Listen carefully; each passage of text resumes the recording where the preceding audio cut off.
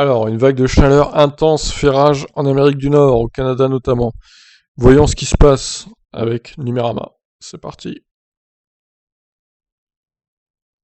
Que se Ça va passe-t-il durer avec la un vague petit de moment, chaleur record au Canada et aux 7 minutes. États-Unis? Jusqu'à 49,6 degrés dans la ville de Lytton. Des températures inédites ont été atteintes au Canada, un pays qui n'est pourtant pas préparé à une telle vague de chaleur. Une telle canicule est dangereuse pour la santé humaine. Ce genre de vague de chaleur s'inscrit dans un contexte de dérèglement climatique. En juin 2021, des records de température sont tombés dans plusieurs villes des États-Unis et du Canada, au cours d'une vague de chaleur que le National Weather Service désigne comme historique et dangereuse, écrit l'Observatoire de la NASA. La situation fait les gros titres en Amérique du Nord en cette fin de mois de juin 2021. Depuis le week-end du 26 à 27 juin, le nord-ouest du Pacifique connaît une vague de chaleur inédite. Le dimanche, le CCC, Agence météorologique et environnementale du Canada, annonçait que le pays venait d'atteindre un record national dans la petite ville de Lytton, en atteignant 46,6 degrés Celsius. Cette température est la plus haute jamais atteinte localement depuis 84 ans, battant le précédent record de 3 degrés. Mais voilà que la vague de chaleur continue. Mardi 29 juin, l'agence signalait que le record était encore battu. À Lytton, le pic a atteint 47,9 degrés Celsius. Oh là là. L'été de tous les records, note l'agence. Quelques heures plus tard, Lytton battait encore, pour la troisième fois consécutive en 3 jours, le record canadien de chaleur, en atteignant une température de 49,6 degrés. Je ne pensais pas que ce serait possible de mon vivant, commente le météorologue Scott Duncan. 50 Ce record degrés reflète presque. les hausses de température partout dans la région. L'aéroport de Portland a atteint 46,6 degrés au 28 juin. 3 jours avant, la température la plus chaude enregistrée était de 41,6 degrés, atteinte en août 1981 et juillet 1965. Dans certains endroits, la température nocturne ne tombait pas au-dessous de 28 degrés. Des conséquences graves. Une telle vague de chaleur n'est pas qu'une canicule. Ces températures posent de vrais dangers pour la santé humaine. Des températures trop hautes peuvent être mortelles, les vagues de chaleur sont les événements météorologiques extrêmes qui causent le plus de décès. Résultat, cette canicule met les services d'urgence sous tension au Canada.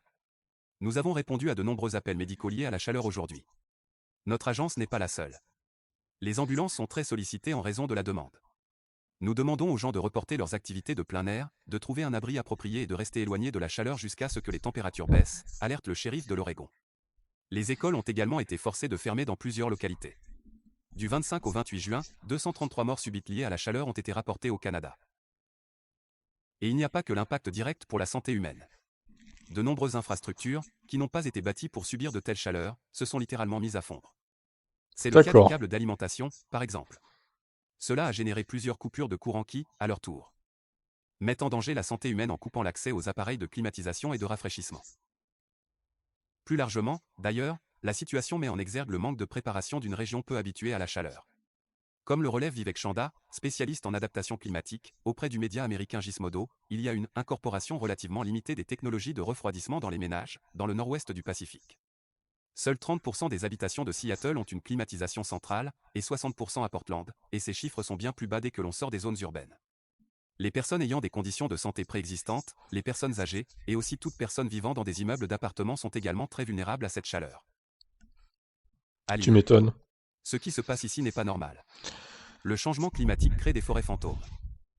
Une tendance due au changement climatique. Pour déterminer si une chaleur est une déviation météorologique normale ou si elle est anormale, les climatologues utilisent une échelle en sigma. En l'occurrence, le cœur de la vague pique de 3 à 4,4 sigma. Comme l'explique le climatologue Jeff Berardelli, cela signifie que les records de température sont au-delà de 99,99% des valeurs prédites, soit une chance sur 10 000 que cela advienne. C'est là que le changement climatique a un impact. Même en présence de raisons météorologiques locales, il accentue les risques d'anomalies de ce type et pourrait les normaliser à l'avenir. Le changement climatique rend l'impossible non seulement possible, mais également probable, note Jeff Berardelli. Car si des phénomènes météorologiques locaux parfois exceptionnels auront toujours lieu, ils se combinent dorénavant au phénomène plus long et global du changement climatique, aggravant la situation générale. C'est une synergie cruciale à comprendre, qui permet aussi de saisir pourquoi on parle bien de changement ou dérèglement du climat.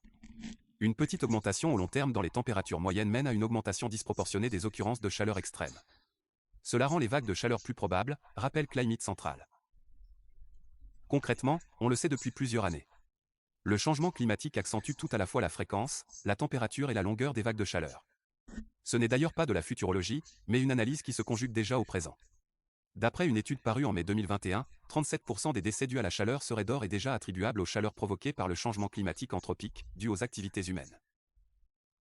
Ces épisodes de chaleur contribuent également à de fortes sécheresses, qui touchent énormément l'ouest des États-Unis. C'est ce qui a généré, l'été dernier, les incendies dévastateurs en Californie et une année 2020 déjà record. À lire. Incendie en Californie. Ce n'est pas l'apocalypse mais le résultat du changement climatique. En Amérique du Nord. Les recherches actuelles indiquent que la fréquence et la durée des vagues de chaleur devraient augmenter dans une grande partie des États-Unis, et l'analyse des épisodes de chaleur révèle qu'une tendance significative à l'augmentation de la fréquence des épisodes nocturnes est déjà observée dans le nord-ouest du Pacifique, notez une étude publiée dès 2013, qui se confirme depuis. Le phénomène touche bien d'autres régions dans le monde. La France, elle aussi, se réchauffe toujours plus. Le réchauffement planétaire et le dérèglement du climat ne sont pas, ou plus, des choses abstraites. La vague de chaleur qui touche actuellement le nord-ouest du Pacifique vient rappeler qu'en plus de mitiger urgemment les causes du changement climatique, il s'agit aussi de prévoir des adaptations dans les habitations et les infrastructures, car le manque de préparation des pays qui ne sont pas habitués à la chaleur, comme le Canada, apparaît très marqué lors d'un épisode inédit comme celui-ci. Ok, Pour le c'est protéger, fini. il faut comprendre l'environnement. Eh ben, en tout cas, dis donc, les pauvres Canadiens, ils souffrent énormément. Là, c'est... Alors, Lighton, écoutez, on va regarder un peu la météo qui est prévue pour les prochains jours, voir si ça se calme ou pas. Ah oui, ça a l'air mieux, là, déjà. 26, 25, 25, 22. Ça se calme, on dirait. Bon, bref, tout ça, ça fait un peu peur, je vous avoue. Si en France, on a la même chose dans quelques mois ou quelques années... 50 degrés, mais j'y crois pas, c'est incroyable, hein. C'est irrespirable. 50 degrés, tu fonds littéralement, quoi. Bref, j'espère donc que ça va pas reprendre dans un autre pays ou au Canada ou en Amérique du Nord, que en France ça n'arrivera pas à ce point-là en tout cas. On aura sûrement des 40 degrés, mais de là à 50 quand même, ça m'étonnerait. J'espère pas en tout cas, parce que de telles températures c'est juste invivable. Bon, bah je vous laisse réagir. Qu'est-ce que vous en pensez de tout ça? Du coup, ciao ciao.